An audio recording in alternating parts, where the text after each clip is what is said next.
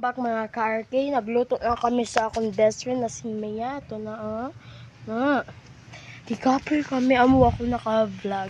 Paano masabi? Ay, kaaso kaayo nakatangis kami. Like, ato siya nagtangis na. Yummy tangis na kami.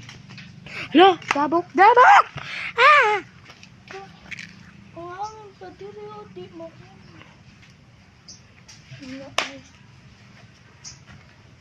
Okay na? Okay na.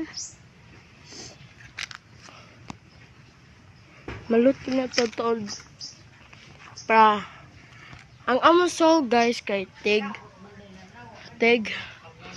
kaon na. Kami tagan sa kwarto. Tig kaon na kami. Fresh lot siya na saging guys. Pwede natin siya butan sa sugar.